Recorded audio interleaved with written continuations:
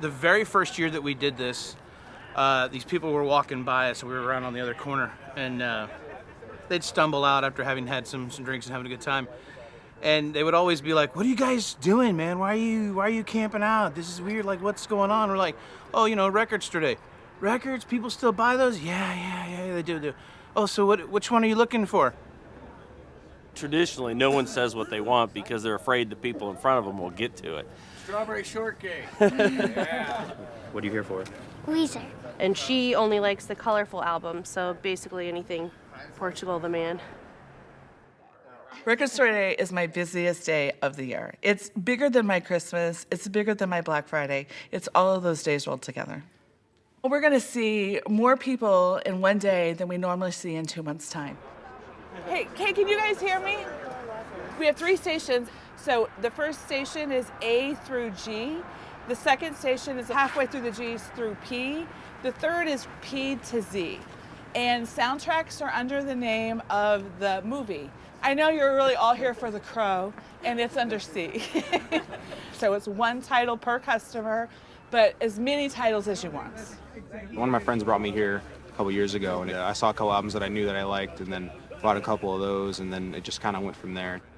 I just love that it's kind of a big community that involves a lot of people. I really like that.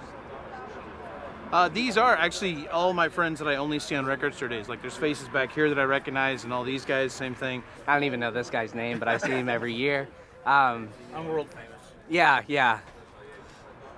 Okay, so this is the 5th one, and this is gonna be the biggest one, right?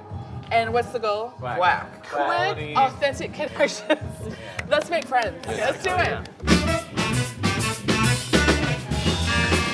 Welcome. We're going to go this direction. Bob,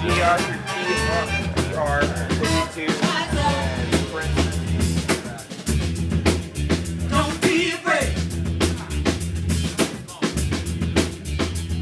Stand up for your sister. Rise up and shoot it. I'm really excited because they said it's going like hotcakes. All right, here we go.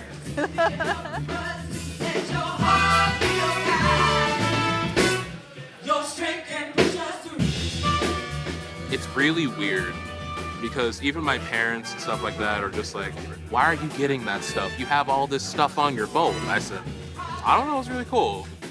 We are a record family, absolutely. A very musical household. I like this one because it has Minnie Mouse on it. It reminds me of when I was little. Like waking up in the morning, hearing like a little scratch and then some soulful music playing. And so it kind of takes me back to that vibe. Pretty good holiday. It was a good record store day today. I got Fleetwood Mac, Soccer Mommy, and Courtney Barnett. We got a Gorillaz album, Courtney Barnett, and Weezer record she was after. This was a used record. I've seen these guys 5 or 6 times. Rock Some Music, Sublime. There's another Tangerine Dream. And then the one I really wanted.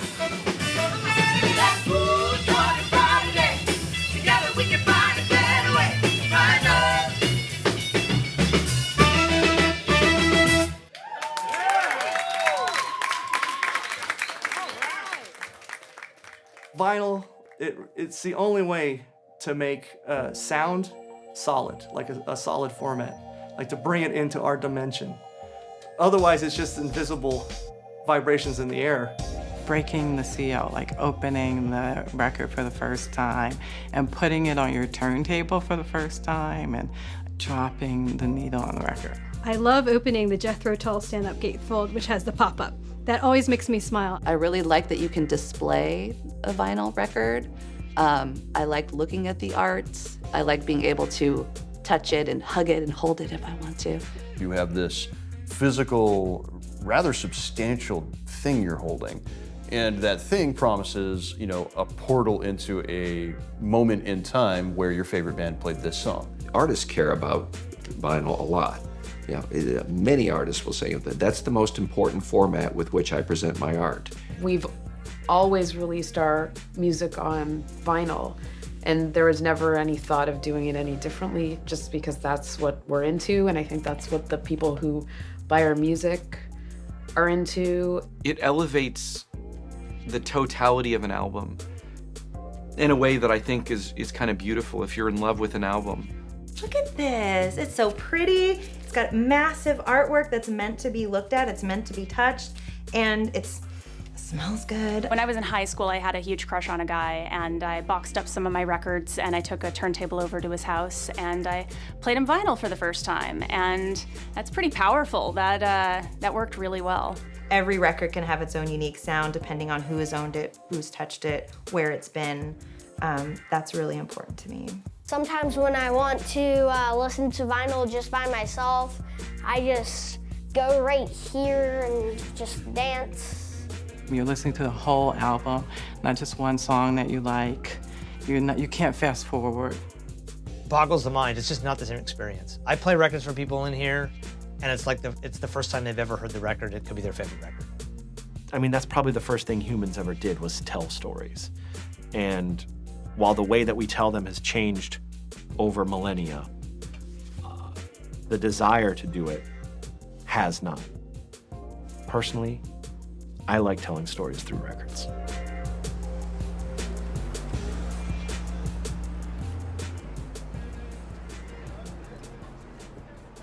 Before I met you, when I was living in Indianapolis, I got my first record player on my own. It was pretty cheap, but I got it because I was just at a point in my life where I was like, I want to do what I want to do.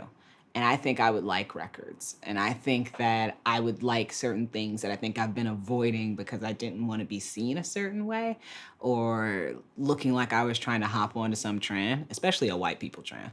Like, I'm sorry. Like, it's not that there's anything wrong with being white. It's just that I'm not trying to be a black person that hops onto white people's trends. That's how you end up, you know, being a black white supremacist, which I'm not. So, a lot of these are new. Like this Mavis Staples is new. Kelly just got that, Only for the Lonely. My husband loves soul music, but please understand that when he talks about loving soul music, he's really talking about the music of like a middle-aged black divorcee in the late 90s. Like that's what he's listening to. We were both in the English department and we were writers. I think I kind of knew that Kelly was into older music after that because when we went on our first date and we went four-wheeling on our first date. He took me four-wheeling in the mud. And she didn't know it was a date. I didn't know it was a date. That is true. And we got in his truck and we were on our way back to campus from like this place he had taken me out to. And Brown Eyed Girl came on the radio. You know, like he's looking at the road like nothing's happening, but he slips his hand over and puts it on top of my hand. And I was both like rolling my eyes and completely charmed. Because I was like, I'm black, of course, I have brown eyes, but also like this is really cute and I love this song and I really like that he's listening to this song and that like he's playing the song right now.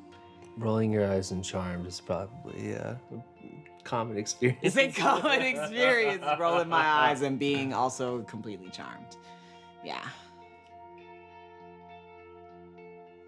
Listen, there's something sacred about the whole thing. 12 by 12, 33 RPM. The visual idea of this thing spinning for 18 minutes. The idea that a needle, first off, it's a diamond. I mean, it's all the fucking, this is like some Zork shit. It's sacred, you know what I mean? Like, there's a diamond that's like bumping in between this canyon.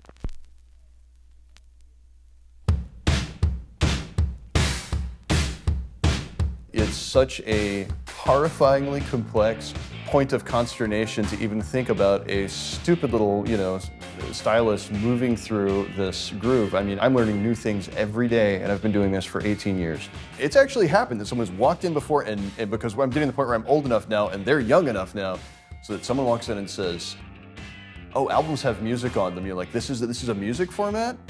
Wow. And he spent the entire time staring at the needle, touching the groove, and watching it move, and looking at the speakers, and going back and forth like it was some kind of alchemy. This is like 100 years old. How is this possible? It's magical. It's mind-blowing how the fuck it works.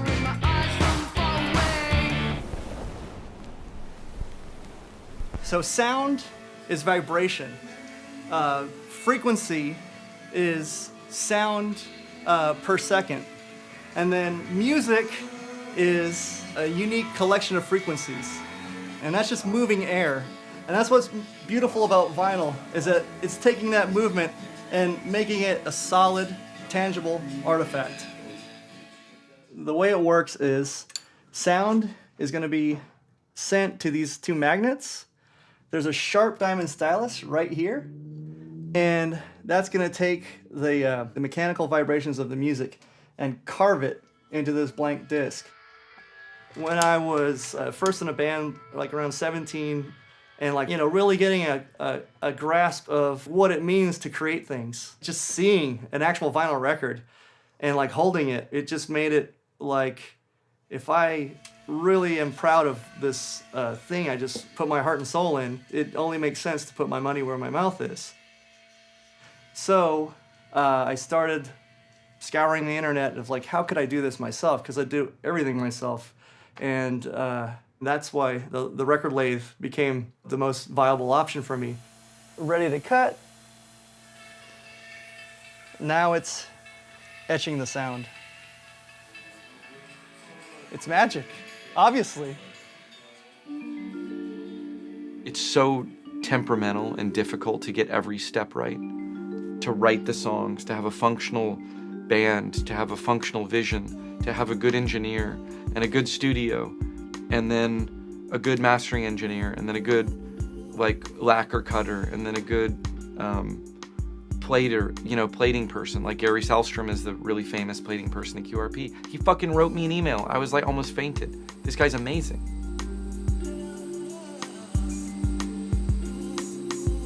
Unlike compact discs, you're not opening a door and pushing a button to start a series of events on a computer. We have somebody handling the lacquers.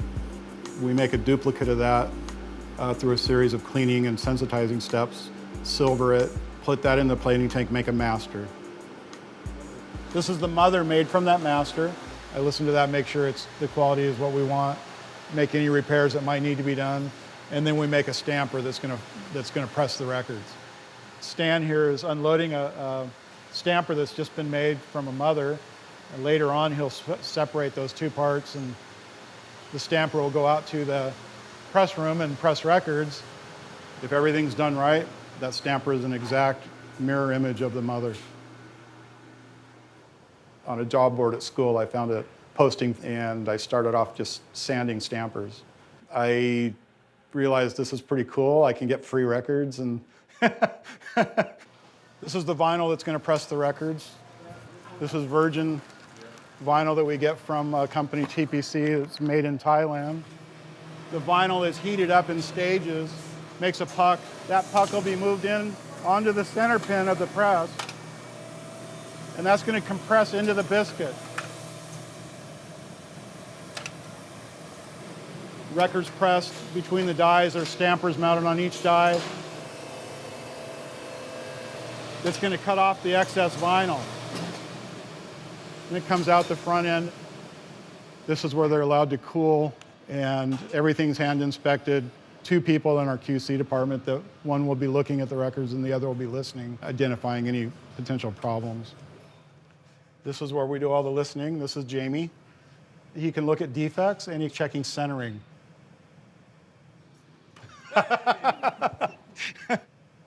We want the record to be as concentric as possible. So it's really critical, and it's probably one of the toughest things that we have here to get right. And other than that, he's listening to it to make sure it's free of any non-fill ticks, pops, stains, scratches, things like that. I feel guilty sometimes because I get really stressed out about making records. And one of my best friends said there's no such thing as a vinyl emergency. And I try to remember that, but it's amazing how stressed out you can get. Now, when we're talking about vinyl record, the process that we use is incredibly similar to the process that was used to make records in 1880. For the first, maybe 70 plus years of recorded music, records, whether they're made from vinyl or from shellac, but the basic form, right, circular. I mean, that was pretty much the only format that existed. Every record is made with the same care and to the same high-fidelity standards. The 12-inch format succeeded because you can see it from across the street in a record store window. When you talk about the LP era, what you're talking about is consumer culture welcoming in large groups of people who previously were not affluent enough to be targeted. It was very affordable, it sounded great, and you could have a sort of relatively cheap experience of urban affluence across all these demographic lines. When people were moving to the suburbs, often the records and the record players were part of the culture that they were able to bring into their house. Records are a piece of art. You are going on a ride on the diamond tip as it plunges down through a canyon of sound where music is made. It's probably really not until the 1970s that things like cassettes and then 8-tracks, and then of course by the 1980s, the coming of the CD now provide competition for vinyl. Philips announced the next best thing to live music, compact disc. They were smaller. In theory, they sounded better. Pure sound played by laser. Digital is arguably a more perfect format. It has consistency, it potentially has a lower noise floor, a greater dynamic range. I think the record industry in some way was saying, you don't want your records anymore to the general public. You have to have CDs. Record sales begin to fall off a cliff. I mean, the high point, the zenith is around probably Thriller, right? Around 1983. And then everything begins to precipitously drop off from that point. The Long Playing album will only be 41 years old this year, and already it's headed for early retirement. Like drive-in movies and gas-guzzling cars, it's another casualty of progress. Records, huge pain in the ass.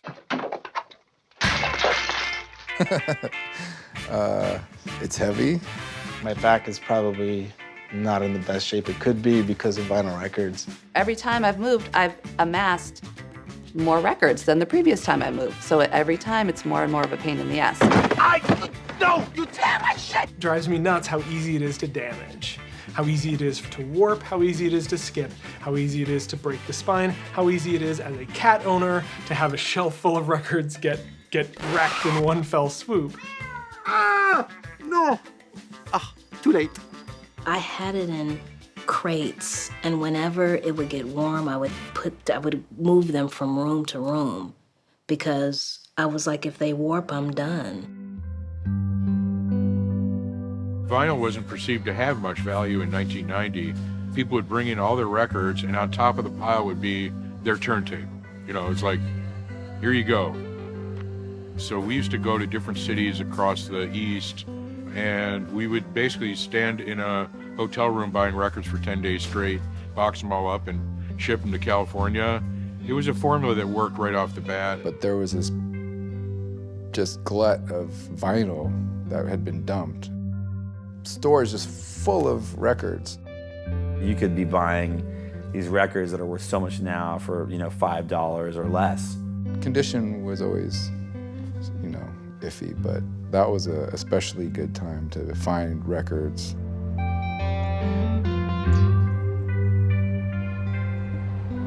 I always had a fascination with records.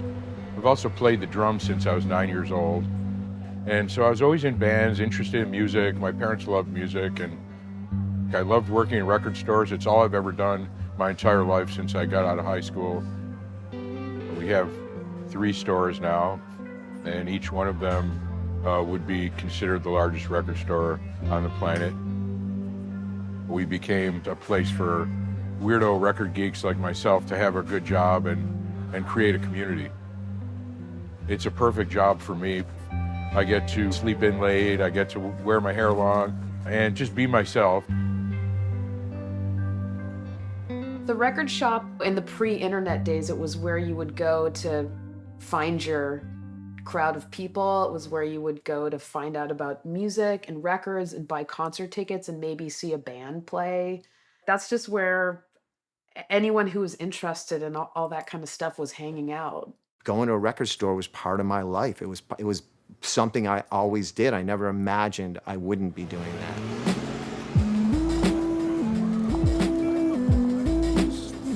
So I was opening a record store in the 90s, and Dr. Dre was just about to drop Snoop.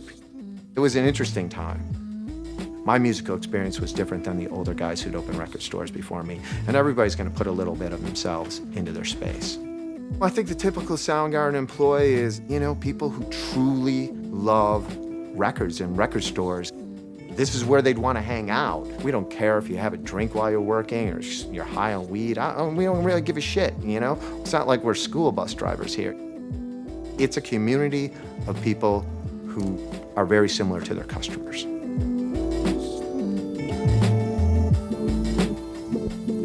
I feel like if you walk into my store and you can't find something you like, then I have somehow failed on my mission to be record shop.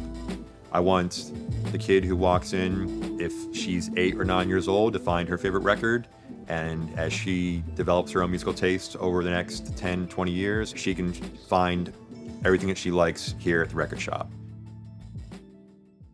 I'd never seen anything like it in my life, and there were people standing in front of record bins going like this. So I just kind of saddled up to one of the record bins and I start flipping through and felt like, this was a world that I wanted to be in.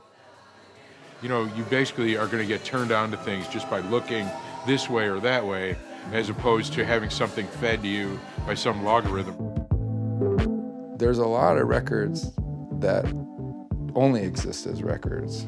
So going into like a dusty record store, digging under the shelves into the other crates, and it's almost like being an archaeologist and digging out stuff. I love digging in the crates. Unfortunately, I always wear a really nice shirt when I should be wearing a really grungy shirt to go dig in the crates.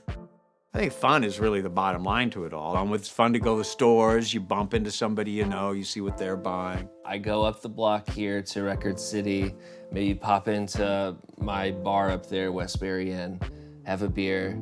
Yeah, after a beer, I definitely get more records. My strategy is to just be comfortable and touch all the records in the store. I'm a terrible browser. I'm like, anything could be in there. He's like, anything could be in there. And often anything is. For people who like to collect records, the thrill of what might be behind the door of that little shop. I've never been stunned to find an MP3. Finding something that the day before you didn't even previously know existed. Like finding a South African pressing of the first Stooges album. To most people, that's going to seem entirely inconsequential. Like, oh, is it different music? Oh, no, it's the same master that was used at the Columbia Pittman pressing plant in the United States. Oh, is it a different cover? No, it's the same picture. Well, what's different about it? Well, they used a slightly different back cover orientation, and the center label is different. That's it? Yeah, that's it. That's the highlight of a month. That is really, really exciting.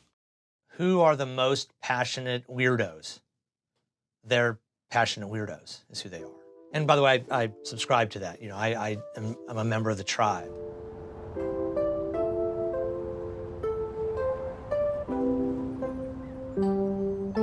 Music had been a way of dealing with depression for me, a way of being less lonely as I'd kind of left my hometown very young and was moving around and very often didn't have anyone around me.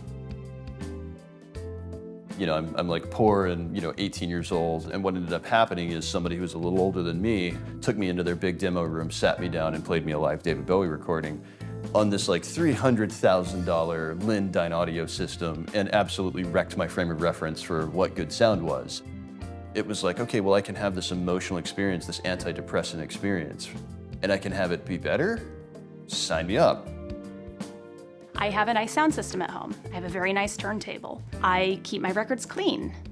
And when I'm listening to a record, I have to pay attention. See, this is hi-fi, okay? High fidelity. Audiophiles are the worst. They're the worst. Come on. They are passionate about all the wrong things about vinyl records. They prefer to complain than to just sit back and ignore that 0.01% of imperfection here. And I'm sure this will be used against me in a court of law, and I've just dug my own grave. I get as much. I think the dominant image you see of record collectors in the media tends to be some version of the Simpsons comic store guy. Someone has mixed an Amazing Spider-Man in with the Peter Parker the Spectacular Spider-Man series. This will not stand. I'm not saying that's completely false because I've met people that certainly fit that profile, but I think over the years, I've met a very, very diverse array of people who are into records. You don't necessarily see that reflected, though, in the depictions that we have of record collectors. Nah, that one's not so great. This is the one I'd recommend. This track alone by Memphis Mini is worth about $500 if you own the original 78. Wow. It always has been kind of a boys' club kind of thing historically. I think that's a stereotype, and I would beg to differ because I was buying vinyl when I was a teenager, and I'm not a young white male or a middle-aged white, or I wasn't, yeah. The big struggle that the high-end audio industry has identified for itself is this evolving discussion that's about how to reach out to women, people of color, all sorts of youth, minority, all of those sort of sectors that they've never touched on before. And ironically, they continue to do the exact things that are not helpful in that pursuit, and that is to treat women like children and young people like they're idiots and people of color like criminals. If you want to change things, you have to just do it. The fact that then I thought that vinyl belonged in a certain sense to that certain kind of white man was definitely encouraged by the images. Whenever anybody was talking about vinyl. You guys are snobs. No, we're not. No, seriously, you're totally elitist. You feel like the unappreciated scholars, so you shit on the people who know less than you. No, which is everybody. Yes. I think a lot of people think that when you go to a record store, the owner is going to be grumpy and he's going to sort of judge you. And I've certainly felt that way. I've had more than one male cable technician walk in and look at my records and say, wow, whose records are these? If I had a penis, you would assume they were my records. Do I feel good when someone's like, oh, cool, the DJ is a woman. That's cool, it's different. Like, dude, I'm trying to just do my job here. I don't need commentary. I might be really colorful, I might have weird records, but I've been doing this for 10 years and I know how to run a mixer, I know how to run a turntable, I know how to beat match, like I know these things, and I just, I'm just ready for people just to assume that I do.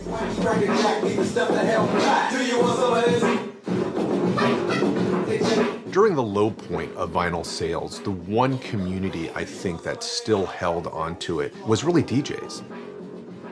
When everyone else decided to shift over to other formats, those particular DJs were always still going to stay loyal to vinyl. The DJs, they demanded it. If the labels weren't going to do it, there were bootlegs coming out, and I think they were kind of forced into keeping it going through like the 90s. It's a medium that lends itself to creativity. Like, there's endless, crazy things you can do with vinyl.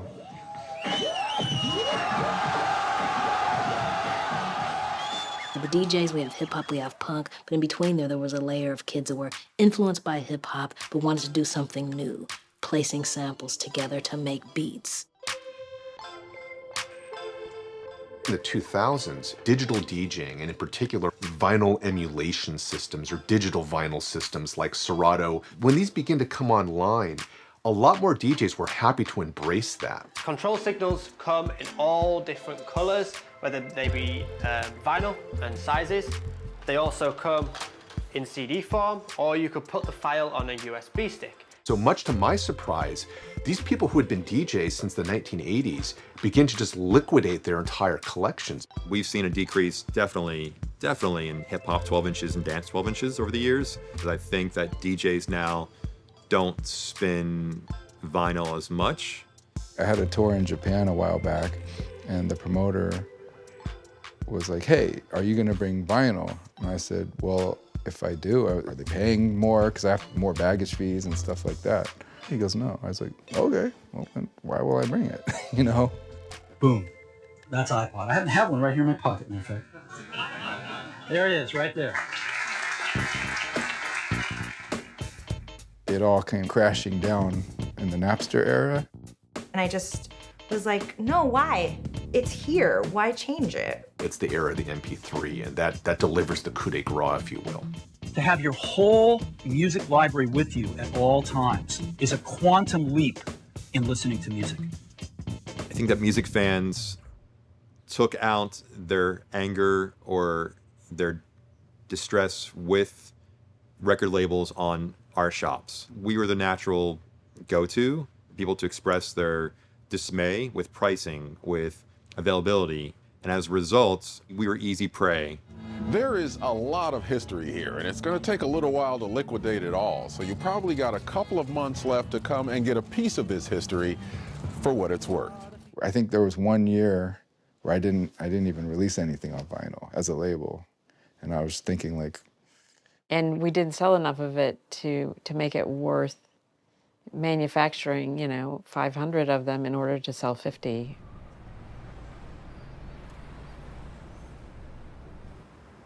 A lot of record pressing plants went out of business. Music was always really important to me, but my career was in business.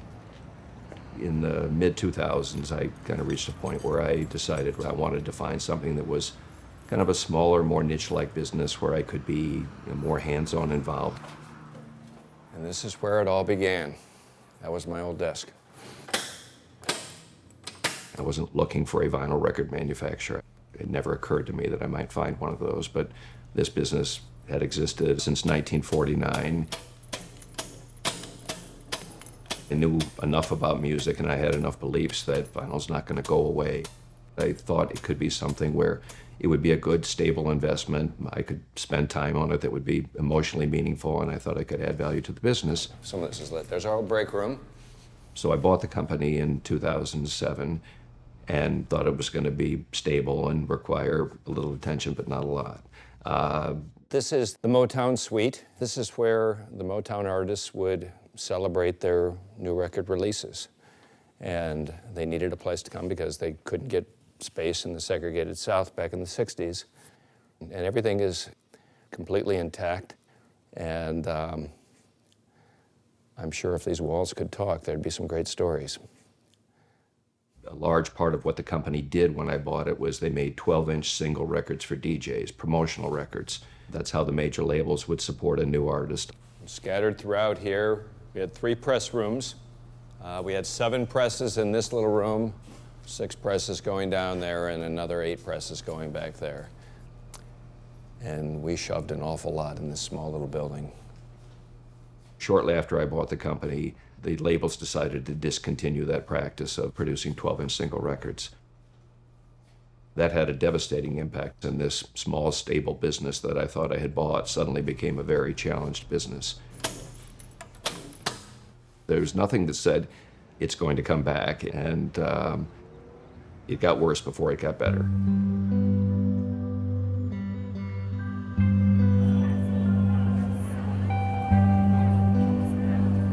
2007 is sort of considered the bottom. That year, the market sold less than 1 million units.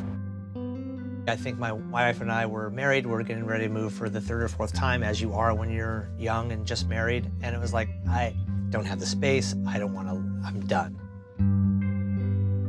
I got rid of all my records.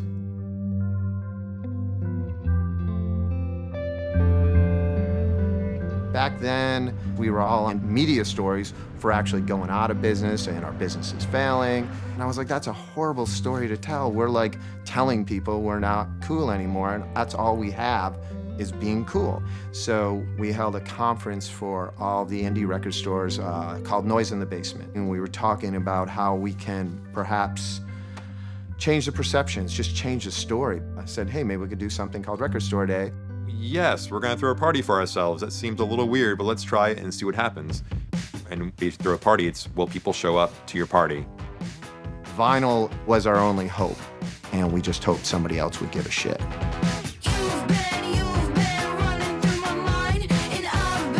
We can get artists to contribute some tracks, some 7 inches, some things that are only exclusive to us. The idea is they're limited, what format lends itself to that vinyl. Check this out. This is Chuck D for Record Store Day. It was like all the biggies. Metallica was our first Record Store Day ambassadors. From there, it just continued to grow. Of course, I'm no stranger to the title ambassador. I now have the power to command you to attend Record Store Day. I'm kind of blown away about what it is now. We started it 6 years ago. Right. And we only had 30 artists participate. Now we have 350 artists participating. It's worldwide. Record Store Day gave me and the employees who work here an opportunity to continue to work in an environment we love. You know, we're kind of cool again. You know, no accounting for the human heart. It's a very strange machine. As you can see in the room we're sitting in, I haven't stopped then rebuying the records I got rid of, or just buying more records. So I was on the wagon, is what I'm saying. And now I'm drunk with fun. It was just this gradual change, and you all of a sudden realize that there's more and more stores opening up. There's more and more online retailers that are carrying vinyl. All sorts of independent entities continued to make records when the majors weren't. And if you have clout as an artist, you're going to want to have this experience, not this experience. I think that's when we started to see a younger demographic. I think I was like 15 or 16 when my dad bought me like one of those Crosleys. Not the powder blue one, it was a different color, but and he bought me like the Postal Service Give Up record, which is kind of funny to me that that's my first record because it's like kind of ridiculous. More attention has been paid in recent years to reaching an audience where the default setting is not white dudes of a certain age. I definitely think this second generation of record fans has maybe destigmatized the idea that everyone that likes vinyl is this weird dude with a ponytail kind of hanging out listening to only vinyl. When I first started and I would go to other people's houses, like their record player was something that only they could touch. And now you're starting to see that kind of break down. And now that it's kind of everywhere and really easy to order and really easy to come across, I think more and more people are starting to listen to vinyl. When you walk into a record store and you see families and little kids and men and women, it's literally not a bunch of old white guys like me. People of all colors, all races. There's absolutely no way to tell when a person walks in the store what they're gonna buy. As a kid, my parents didn't have a record player. I didn't have a turntable up until I was out of college, really. And that's when I started devotedly collecting records. So I started going out and seeing DJs playing vinyl, and I thought, I want to do that. I have really good records. I have good taste. Why am I not seeing girls up there? Why don't I see myself up there? I knew that there were girls out there that wanted to learn how to DJ. They just didn't know how to start. So I wanted to create this platform for girls to get together, to talk about records, to skill share. And that's how Chulita Vinyl Club started. I had never seen women DJ up there before, so I was like, if they could do it, then I could do it too. We started with a couple of girls, 2 or 3 girls, including myself. And at the moment, we have about 55 girls in 7 different cities.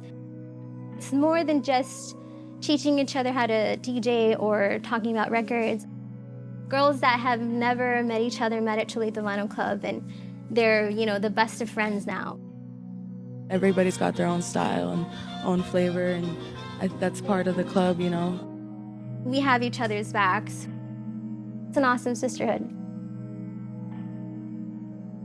Being able to hold the music that you're about to put on is really cool. I didn't have a ton of physical music as a kid, and then I had none as iTunes became a bigger part of my life. What happened in the late 90s, early 2000s is that music became very passive. It became very easy to listen to it through your iPod, through your device, through your computer, through your laptop. There was this sensed that music was becoming ever more ephemeral and ever more portable and ever more sort of on the wind. But at the same time, there were people who, I think in reaction to that, were also interested in having music that they could hold in their hands. I like the ritual of putting a record on and sitting down. I definitely like having the physical album in front of me, putting it on the turntable, and really having that experience of doing nothing else but listening to that record. And then having to kind of pay attention and go back 20 minutes later and flip the side. There are people who are drawn to the inconvenience. There are people who are drawn to inconvenience, period, because you feel like you're working for your art. And streaming strips that away in the name of convenience and access. Now you just bark out a command to some box in the corner and it plays music for you. Alexa, play rock music. Rock music. I love walking down my hallway at home and there's just a big wall of records and I can look at them and remember the memories associated with them, like where I got this or this record came from my parents. If you catch the bug early on, it sticks with you and it's a way to go back to a happier, more innocent time. It's like when you're young and you're discovering things for the first time. It's just so great. It's kind of ironic because vinyl is a nostalgic thing, but I also think it's novel to me as someone who thinks of music as a digital item. When we are buying something, we are defining ourselves, especially younger people. We're looking for ways to tell ourselves who we are. I'm a guy who listens to Faith No More's The Real Thing. And if you're that guy, every time you open your record cabinet and you see The Real Thing, it's like that's the reflection of the person that you most idealize in yourself. And you get to take that out and have this, sacred event with it. And at the end of the day, you're listening to Faith No More's The Real Thing. You're just going about it the long way.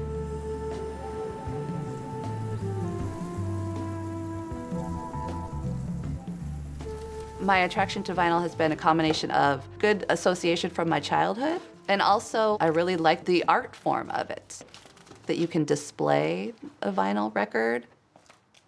This one is special to me because it's the very first album cover recreation that I did. Also, it has a Tribe Called Quest break in it. People ask me all the time how I got started to doing album cover recreations, and there's no real magical story to it. It's just that I saw this at my parents' house.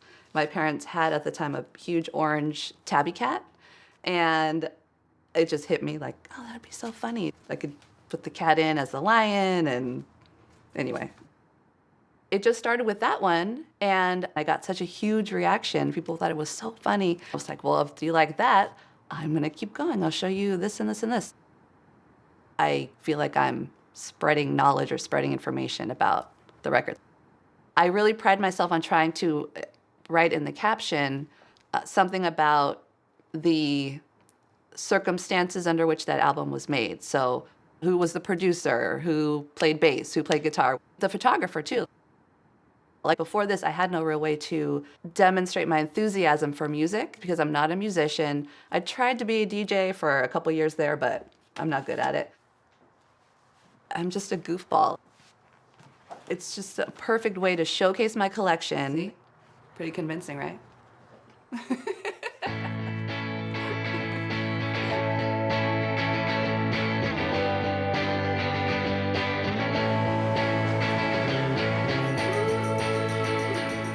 We never really stopped doing vinyl record jackets. Did it come close to going away? It did. And then we saw it coming back probably, I would say about 12 years ago, and it's just slowly grown. One of the things I think that has done that is people started making them a little bit more special. Direct-to-board jackets, old-style jackets, 12-inch, 10-inch, 7-inch, box sets, and lots of specialty items as well. What we're kind of known for is we do old-style jackets. And what the old-style jackets are is they're printed on paper, which is a little bit nicer to print on, and then they're mounted to a gatefold blank. They automatically get glue put on the back side of them, and then these blanks are hand-mounted onto the sheet. And the front actually gets turned over to the back side. Once that's done, you now have the front, what we call the cover and the liner side of the gatefold. And then now this is what we call the inside spread. So this is our smaller press. This is a 29-inch Heidelberg, 6-color with a coater. It prints around 8,000 sheets an hour.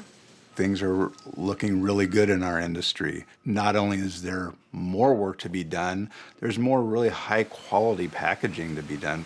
This is a flat sheet now, but when we die cut, fold and glue, this will be a gatefold jacket. I think people started making them special to get people to buy vinyl instead of downloading. Before it was like a single record jacket, 4-color process single record jacket, but now there's just so many special coatings and foil stamping and embossing and scented or textured coatings. Just whatever you could think up, we'll make it on a jacket. Customers will come to us with an idea, and 90% of the time, we'll make it happen no matter what it is.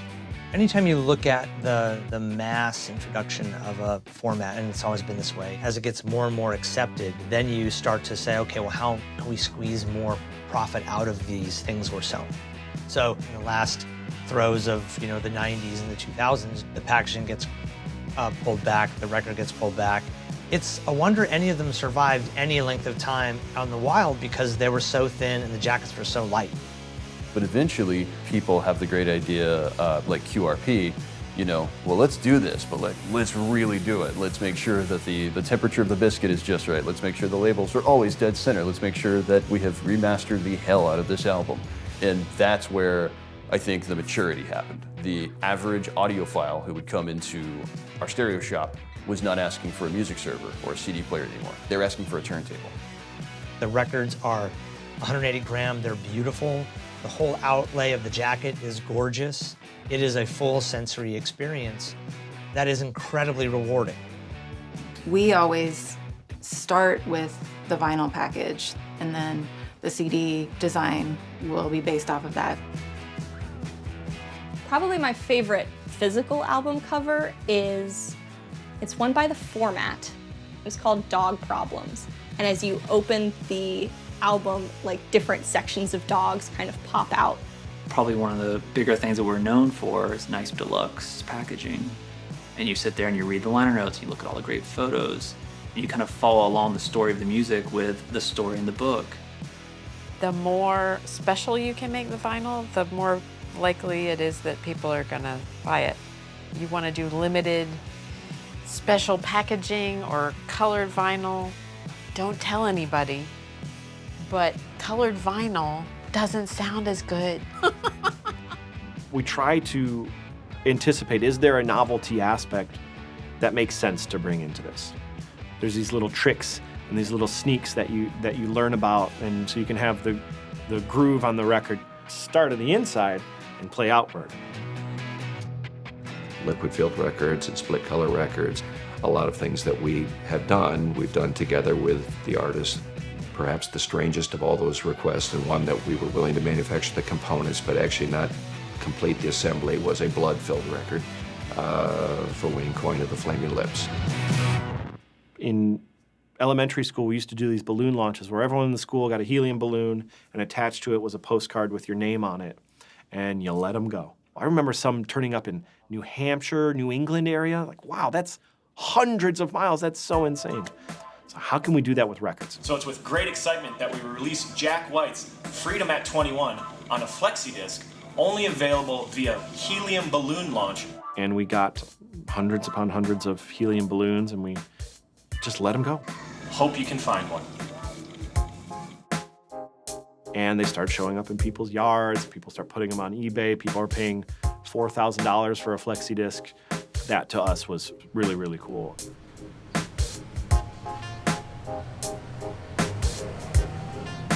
The toughest thing about opening a brand new record store is that there are already records at Walmart, and there are already records at Target, and there's loads of records at Amazon. So you really have to offer something unique.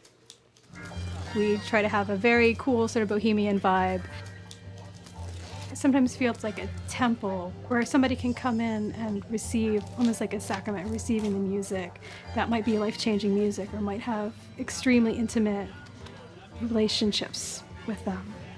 Do you know anything about this one? It's got all kinds of signatures all over it, but was it anything? Something? Yeah. This is a Dwight record. We got a collection from this guy. Okay. And I just love the inside of the pictures and all that. That's He so wrote cool. a lot of things on it. Like We've been open for about 6 months. We opened last October, so October 2018. We're really picky about condition, and we try to source more unusual stuff, usually European pressings, something that you would hear and you'd say, what's this? I need to have a copy of this. We call ourselves a mom and pop store. People come in, we tend to know people's names. If we don't, we'll ask you your name. I've had mothers bring their daughters, and I feel like I'm sort of a safe shop for them to come to. I try to be extremely nice and welcoming to everybody who comes into the shop. Hello. Don't mind us. Okay. Hey there. In May of 2008, I was left with a company that had a lot of issues. And we set out to reposition the company to be in a place for the day when, lo and behold, commercial vinyl started to grow again. All those independent labels and independent artists continue to make records in the dark ages. But you would not have a comeback without the majors being involved. I didn't know that this was going to happen. It didn't play out at all like I thought it would, but fortunately, it came together and worked out okay. Building 1 is where it starts here. We receive raw materials. You need the records that millions of people want, not tens of thousands of people want. So we've now entered Building 2, which is where we actually manufacture the records. You'll have tens of thousands, possibly hundreds of thousands of records pressed for that single title. And that makes a big difference at the manufacturing level. It's a bigger deal. You've seen a generation that has discovered, hey, this thing exists out there. I love this artist, whether it's Taylor Swift or whether it's the Allman Brothers. Yes, I can stream it onto my phone, but this thing is real. There's nothing new under the sun, and everything that's old will become new again. I realized that's especially true about vinyl. When I started seeing like portable record players available in places like Urban Outfitters, and they were in different colors, I was like, oh my God, it's become a trend. Urban Outfitters is not a record store. We are a lifestyle store. When we began in the vinyl business, we were buying it more as a collectible piece or as a decorative piece. And I'll never forget when a record came and there was only one. And it was the weirdest thing being in the stores getting one record because you were like, well, A, where is this supposed to go? And B, who's gonna ever need vinyl? I got this from Urban Outfitters, and I will have a full review on the actual record player itself on my blog. As the industry has grown, we're seeing it also as a way to listen to your music on top of also being a collectible. One of our top selling artists is Billie Eilish. Just like her, I think what we service is that 17-year-old girl that's like experiencing and getting to know how amazing it is to own vinyl. Let's see what the pressing looks like. Oh my God, it is like white. One of the coolest moments of me ever buying music was when we released Britney Spears on vinyl. When that came out, there was just so much press about it and so many fans that were so excited that they were finally able to really own that album in a bigger way than just the CD format. So this is what the babe looks like. She's a big girl. Our consumer base is typically 18 to 26 years old, so they don't have a lot of disposable income. And so we find it important to offer them that entry-level turntable, and Crosley's always been a great product for that price point.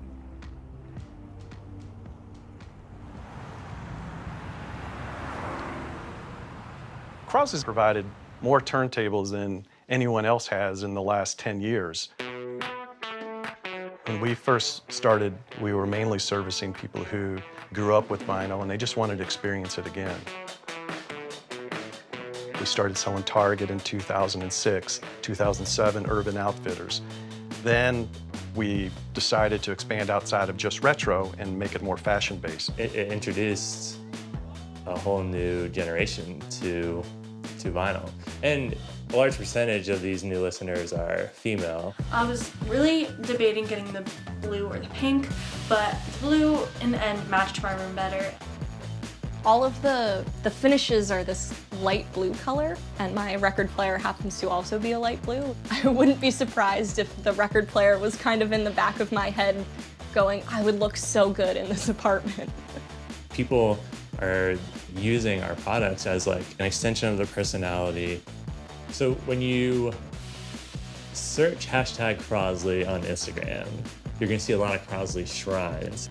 There's the Crosley turntable, suitcase style, flipped open, cool piece of like mid-century modern furniture. There's twinkly lights, and like there's always succulents. Can't forget succulents. So many succulents. I don't know that like Gen Z necessarily thinks of it as like an old medium. My daughter doesn't even know what a CD is. But she has a turntable. She has a small vinyl collection of like 15 albums, mostly Disney. You know, I had to teach her, you know, here's the cueing lever, and like drop it manually, like always use this to drop it slowly, always hold the records like this. So like from a young age, she picked up on it super quick. That's pretty much everything, kids. Have fun with collecting records. She just thinks it's like it's always been here, or it's like this new cool thing, which it is a new cool thing.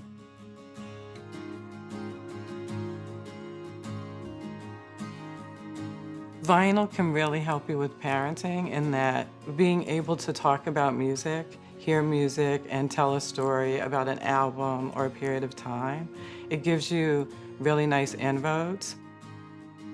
And I think when you're physically connecting, when you're touching something, it forges more connection for you because you pause and you're talking to each other and you're listening to each other in a different way. Sunday vinyl is a family tradition. So I get up in the morning and I play whatever the week has been. And then at dinner time, I play a few records that are gonna take us into our next week. If it's a blues record, folk music, or a jazz record, I'm giving something to them.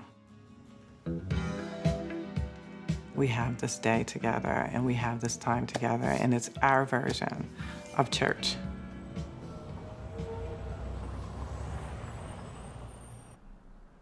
My dad and we collect records together, and it's kind of like a father-son activity that we do. I think on this side is like opera. Maybe I think over here is like jazz and maybe some early stuff like 50s, like early 60s. And then in the middle, it's all this rock because we love rock. It's a good thing to discover like things that I didn't really live but other people lived. Vinyl's still around, but like typewriters aren't around anymore. Dialing phones where you dial stuff, those kind of died out. Like regular dancing, like ballroom dancing, like that really died out. This is usually where we put our new stuff. Like when we go to a record store or swap, we put the things here. David Bowie. Sometimes I'm in the middle of school and like everybody's singing this new pop song and I'm like, gosh, I feel old. Most of the time I'm like, this is the right kind of music.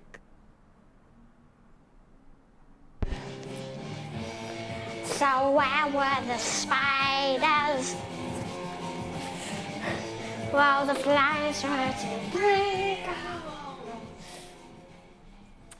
At the record swap, a lot of the people there were like to my dad, wow, you did a really good job raising this kid. Like, he likes what we like, not this like new modern pop. In the past, I would have probably been too self-conscious to even say what I'm into, because oh, you're just going to get ripped on for what you're looking for. Oh, you're just looking for garage records. Okay, whatever, little kid, you know. Tell me when you start liking psychedelic or something like that. That would be my impression of the old record show. But now it's way more inviting and convivial and very, very warming, I would say. There are still people who are exclusive about it, but they had to realize at some point it was either you be inclusive or you don't have anyone to sell to.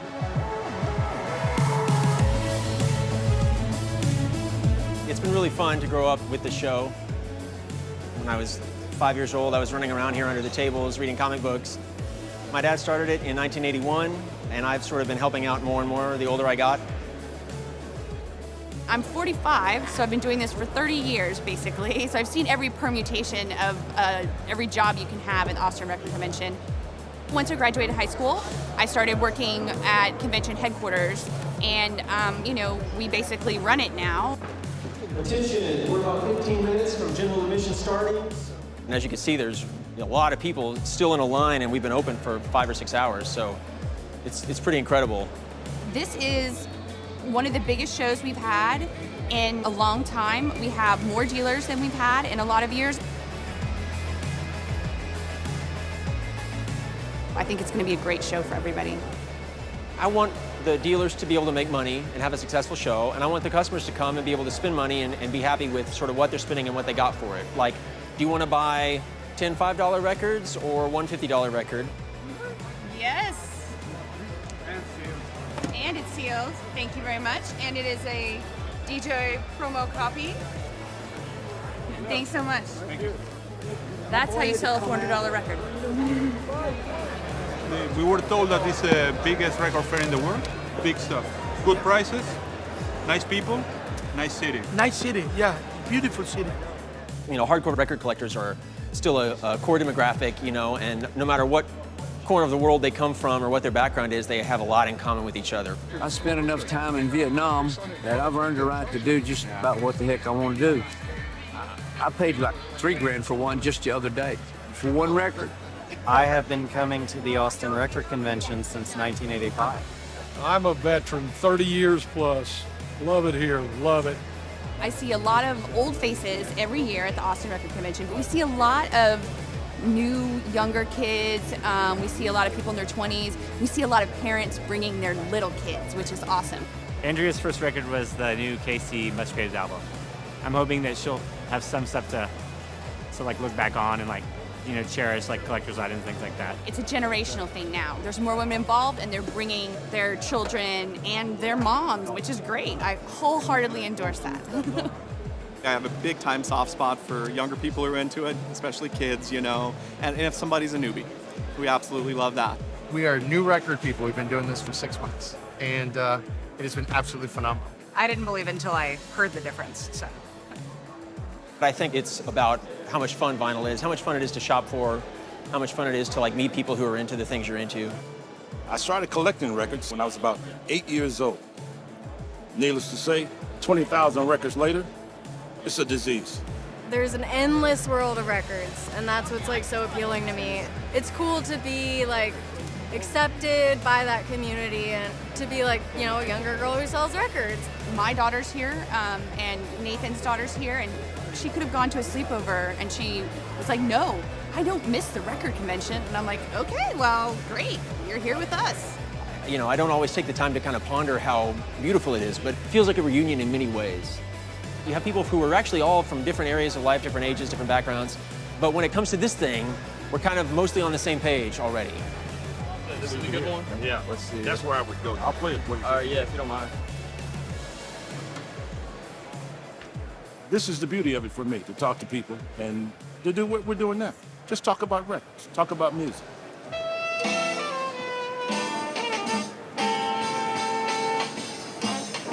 a few minutes. It's like wine. You get the bouquet, you sip, you listen. The next thing you know, oh, what was that? Surprise. For me, vinyl is like something that has been in my life since I was really small. And like, it's weird.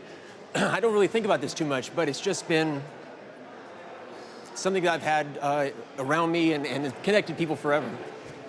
You put that back in the sleeve. That's your album. Awesome. Thank you so much. Have a good one. You too, man.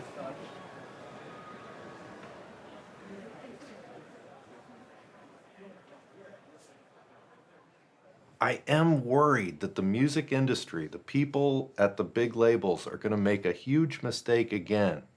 The same way they did with CDs. They've got kids excited about it, and you go to buy a reissue record that 10 years ago was $11 or $12. It's now $30 to buy a new copy of a Beatle record or whatever.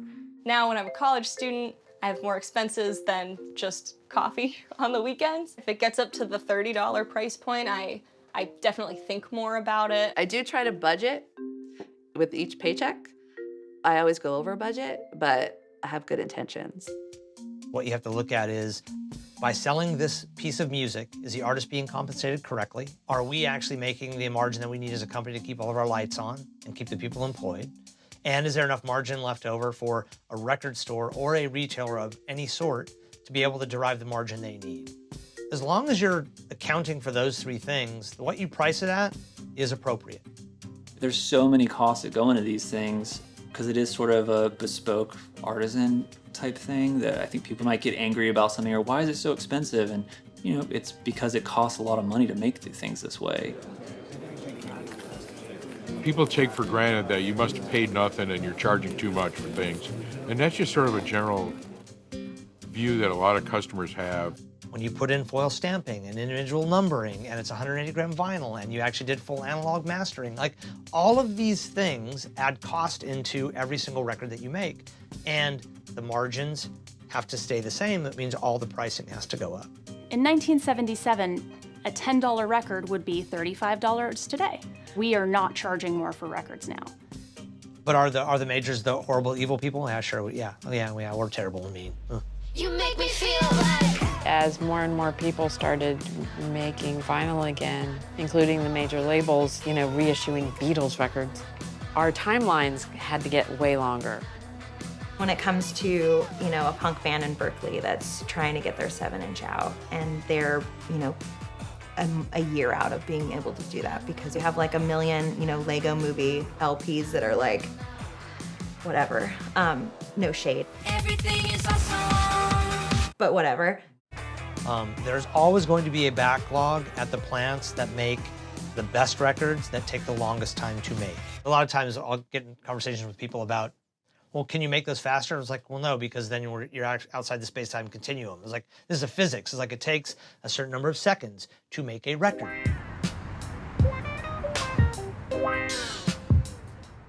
I was in the studio, and I was like really busy because I was like doing tech work before the band started.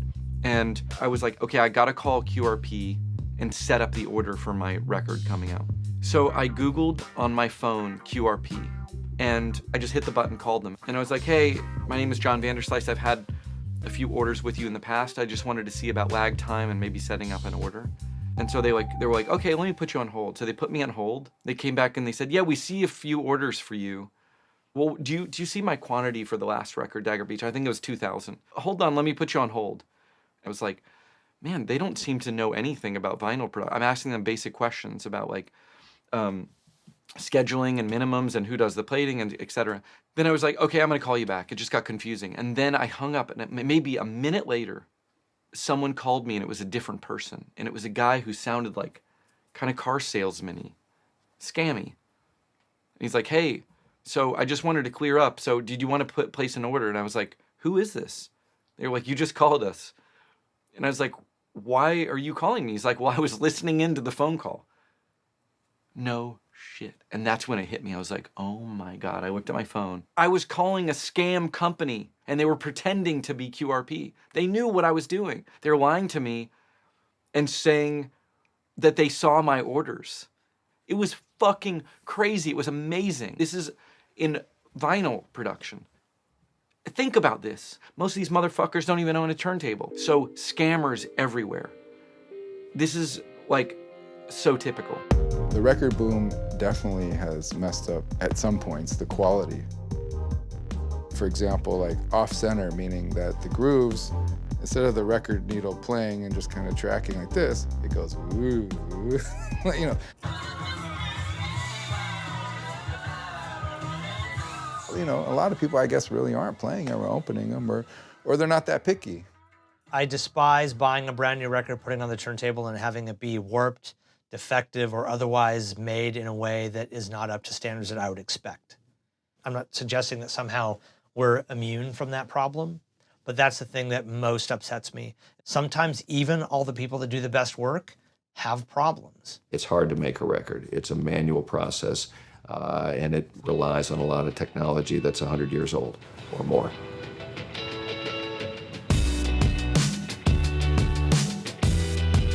In my previous role, I was the head of music app partnerships at Google, and simultaneously was managing bands with my sister. And one of the things I was seeing in my role as a band manager was how many young fans were asking for vinyl at the merch tables. So the more that this was happening, I was starting to order vinyl for my bands, and it was taking a quoted 4 to 6 months to get product when you need it quickly. So just as a thought experiment, I put together a business pitch deck. I'm just curious if someone would finance this. And I walked into the bank and I said, I'm looking for loan financing. And I walked out with a $500,000 commitment to start a factory. How we built the factory is meant to be different than what you can find at other plants. We came in as a new plant, so we're gonna do it better and faster than any other plant. Well, it's almost sacrilegious to some people, but you think, what if we brought some more innovation to a space that really hadn't seen any in so long? You know, it's plastic, it's not great for the environment. And what I asked my team to do with me is to say, hey, these are the inefficiencies we're seeing. How can we employ, you know, a different way of thinking that's not, oh, that's the way it's always been done? What it's resulted in is our records come off so clean. I've heard from other pressing plants that they'll throw up to 30% of records away. We're down to, on a good day, 0.5%.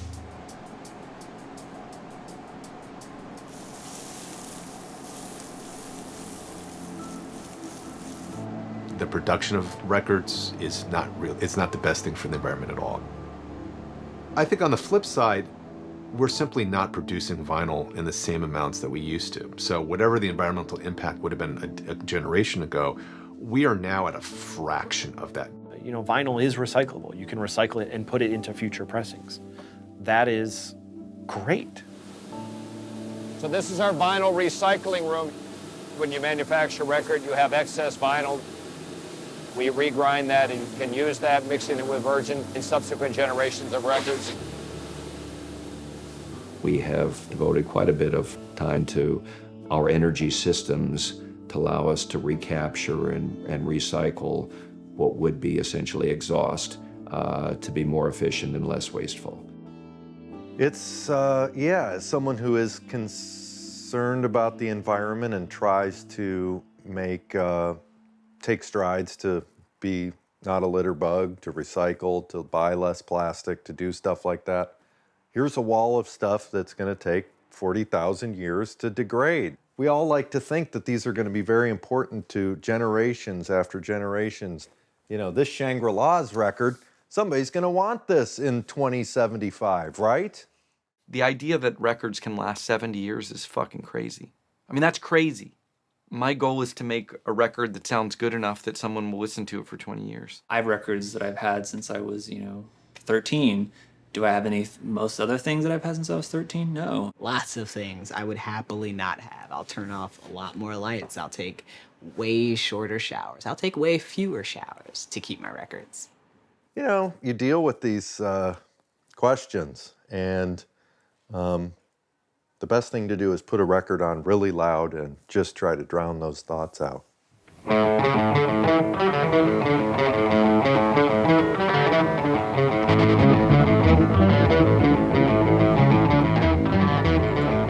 Detroit is known for making things, and that's what we're doing here at Third Man Pressing. A vinyl record pressing plant where people can come in the front door, look at vinyl, but then go in the back and see records being made only really helps, the music industry and Detroit really connect. Part of the design and the vision from Jack was the heavy, bulky, ugly machinery that just kind of sits there has all been put behind walls, soundproofed, and just visually eliminated to have create an uncluttered look. This is kind of a whole different approach to making a product. So what Sam is doing is operating 2 machines right now. She's kind of working in tandem here. In an 8-hour shift, she can get anywhere from 1,100 to 1,300 records. Our first year, we were around 250,000 pieces. The second year, around 700. And this year, we're going to probably come in at 1 million plus. Behind us is the board that has what is on press. We are here to press for everybody. It's very important that, we support local bands, even though their orders may be smaller, but it's extremely important that they're able to take, 7-inch records or even a 12-inch to their shows.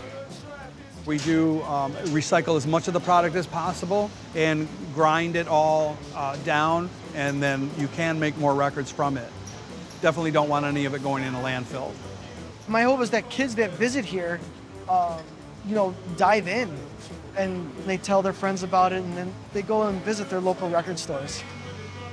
A lot of times we get people in on tours who have not experienced what vinyl sounds like. It can be an eye or, let's say, ear-opening experience for them to be able to experience that for the first time.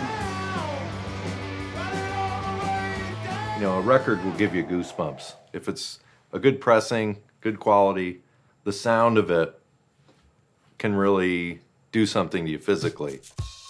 Do I think vinyl sounds better?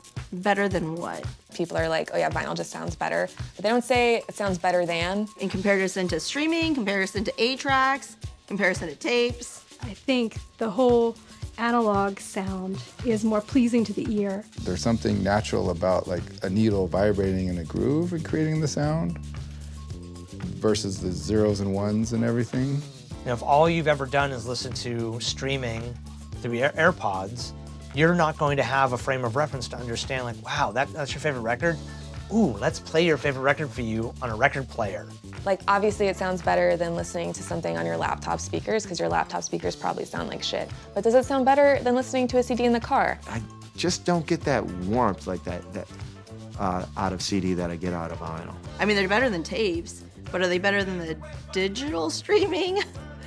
The idea that a mass-produced cassette sounds worse than like a bullshit record is actually so offensive to me, because cassettes are hella cheap to make and they can sound better than shitty records. I find it worth pushing back on. The way everything sounds varies depending on a lot of different variables. How you're standing in relation to the speakers, what's on the walls, what's on the floor. How well it was recorded, how well it was mastered. Honestly, it depends on the music. I would never really think to listen to the new Ariana Grande on vinyl. The idea that analog is a superior format to digital, or the digital is superior to analog, is basically horseshit. If it doesn't actually sound better, I could really give a shit. Because I like to touch them and hold them and flip them and look at them and go through the liner notes and... Sliding out of the sleeve and getting out of the plastic and putting it in the MoFi sleeve and then putting it on the deck. Lifting up the tone arm and putting it on and like trying to put it right on. That experience is far and above scrolling through your playlist on your phone. Does it sound great because that was a time in my life that it brings me back to? Or does it really sound that good? I don't necessarily think the vinyl sounds better. I think it sounds better for me. There are a lot of different ways that I could listen to a song. I keep listening to them on vinyl because of how it feels, not just how it sounds. But to each their own. This is the burning question in my life, because now you can get free service, you can get streaming service. The reason vinyl sales increases and streaming popularity kind of coincide is because streaming allows discovery. You literally can sample everything that is out there and then make your buying decisions based on that sampling. If I really enjoy a band and I listen to their whole albums on streaming services, I will definitely make a point to buy the record because I do feel passionately enough about them that I want to support them in some other way. Because you can get the music elsewhere, but you can't get the liner notes. You can't get the photo booklet. You gotta have it. This is a different experience that is weirdly complete harmony with streaming and also the complete opposite of streaming. I think it's cool to be able to access so much different music and listen to such a diverse kind of array of sounds, but I don't know, I really like the sequencing of a record. I kind of go back and forth. You know, if I'm on the subway, I'm obviously gonna listen to the Spotify version. But if I'm settled in my house for the night, I would probably reach for the vinyl. I just moved to the place where we're here right now, and we live on top of a mountain here, and there's 2 switchbacks that make it so you can only have a certain size moving truck. I had to take out all of the records myself, and we had to be out of the house that we were in on moving day. And, you know, it's about 13,000 records, you know. So what you're talking about is boxes and boxes of boxes of dead weight. Every box that I was moving, I was coming face to face with my, you know, habitual collecting demons in a way that no psychologist could have ever helped me out with. And I vowed to myself that, like, it was time to stop.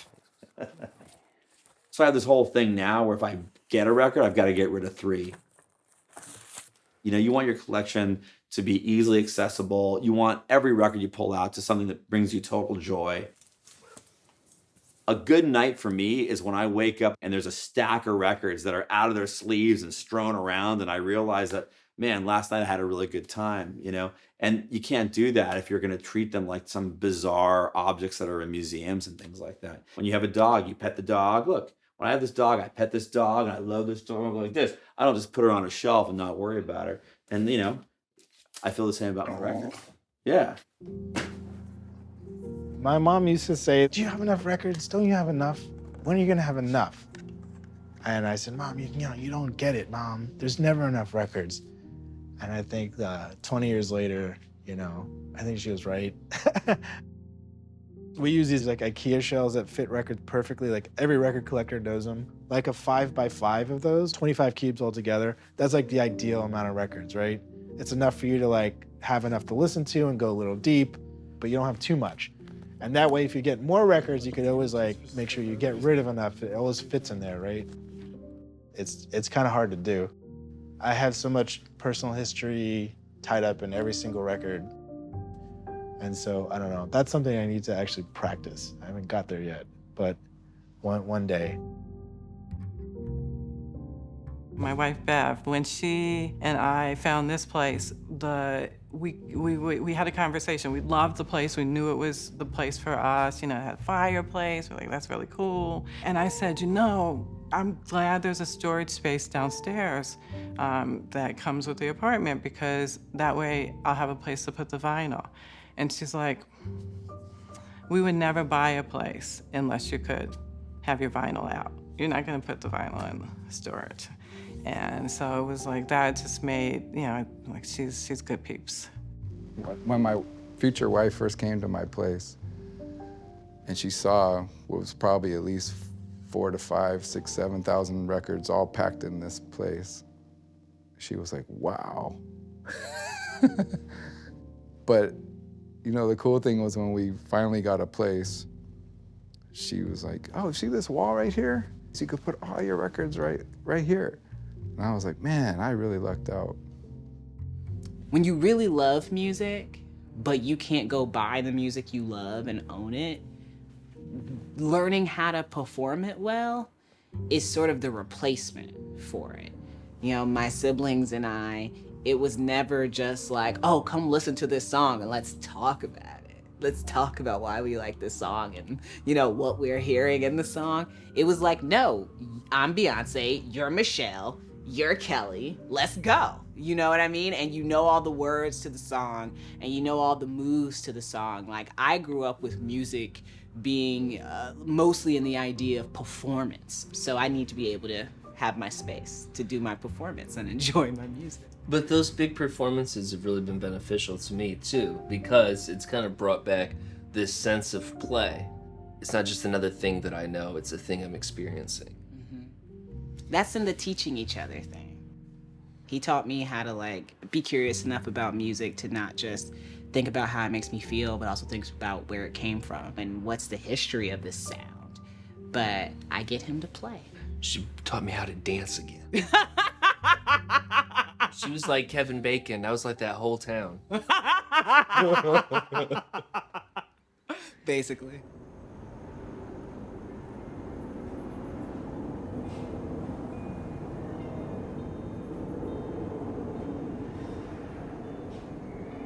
Tell us what you think would be a happy next phase of life for your records after you're gone.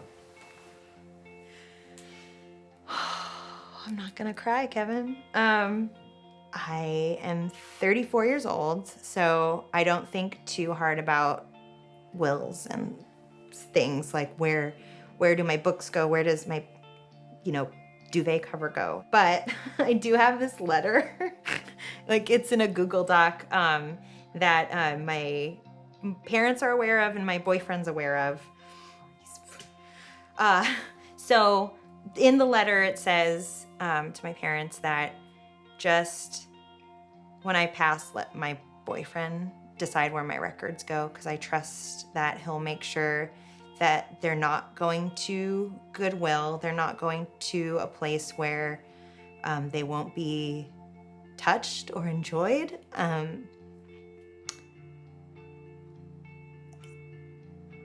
I hope that my records will continue to be played. It's a funny thing to cry about objects and not people or creatures, but it is really sad to think of my collection being separated from each other, and that conversation that they all have together being broken. And so, yeah, I wish for my records just to go to a place where someone is gonna go, wow, that's a cool record, that's a cool cover, I wanna see what that's about. I hope that someone will discover them and have their own stories with them. Love you, old friend. So silly, they're records.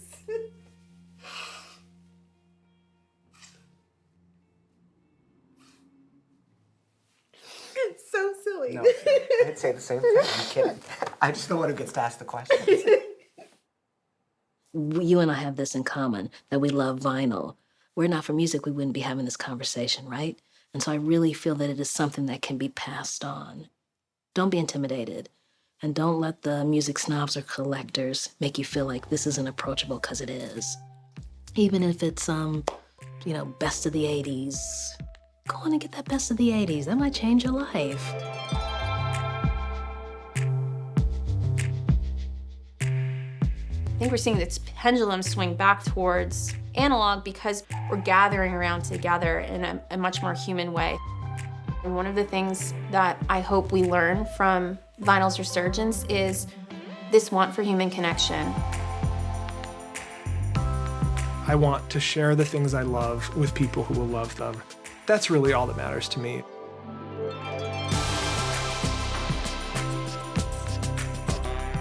When I'm looking through my records, what I'm gonna play, I'm like, that one reminds me of Paul. That one reminds me of Daniel. That one reminds me of Amy. I have so many stories of friends because we have similar records.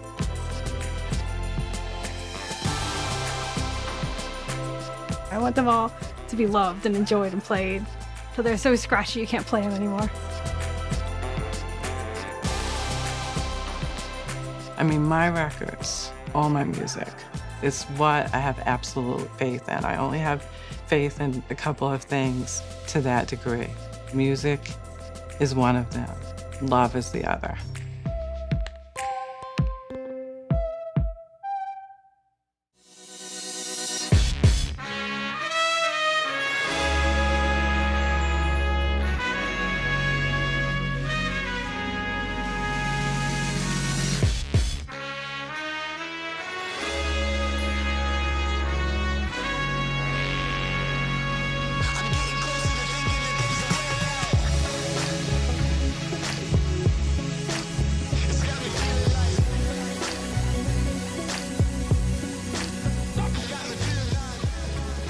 no. I have never thought about this. I'm actually getting like teary-eyed. What do I want to happen to my records?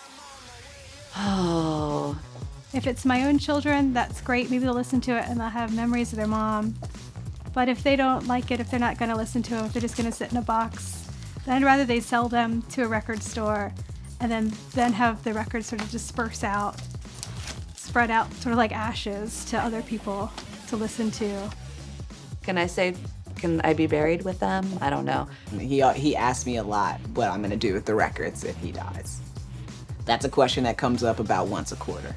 Yeah. And my answer changes, but essentially it's always like, Nick gets some special records, your dad gets some special records, and I keep everything else. Having been someone who listened to my parents' vinyl collection, it would be really cool to be able to pass the Fessler family love for music down to the next generation. As long as it goes somewhere where it'll be loved, that's all that matters. When I'm not here anymore, my daughter has to have the records, and I want her to listen to them and know that I am always there. I am always with her. I did think of that once, and I thought, you know what? I'm not going to give them to my son. The reason why is because I want him to have his own experience with records and music. A famous book collector said something along the lines of, when I die, my collection should be broken up. And people are, what are you talking about? It's amazing. He's like, the only way my collection was able to exist was by other great collections also being split up. You got to pay it forward. So I hope that they end up in the used bins, the new arrivals bins at a high quality record store near you immediately after my demise.